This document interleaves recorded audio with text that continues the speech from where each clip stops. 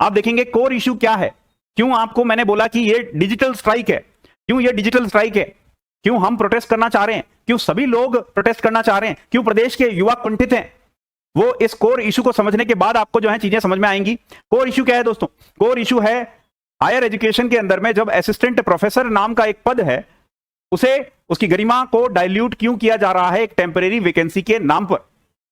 एक temporary vacancy के नाम पर क्यों डाइल्यूट किया जा रहा है?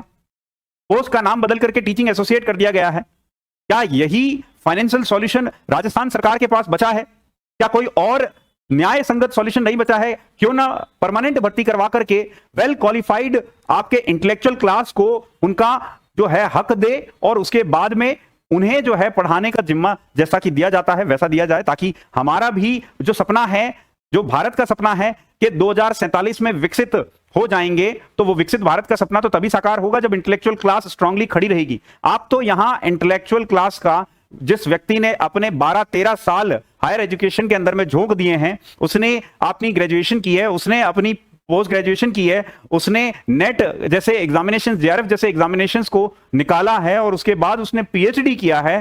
क्या इस दिन के लिए कि उसे एक ऐसा रोजगार मिले जहां पर टेम्परेरी आधार पर उन्हें नियुक्त किया जाएगा?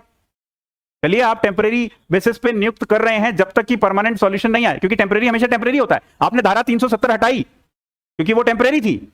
परमानेंट सॉल्यूशन तो जेएनके का इंटीग्रेशन हुआ ना। तो टेम्परेरी अगर टीचिंग एसोसिएट्स जो है आपको लगाने हैं, तो टेम्परेरी टीचिंग एसोसिएट क्यों लगाने हैं? असिस्टेंट प्रोफेसर लगाइए टेम्परेरी बेसिस पर। हम आपसे एग्री कर जाएंगे, आप टीचिंग एसोसिएट की जगह असिस्टेंट प्रोफेसर लगाइए, टेम्परेरी बेसिस पे लगाइए। जब तक आप परमानेंट भर्ती नहीं करवाते कोई दिक्कत नहीं है, टेम्परेरी बेसिस पे ही लगा दीजिए। लेकिन दूसरा इशू, मानदंड क्या होना चाहिए? आपको एक सम्मानजनक सैलरी देनी चाहिए।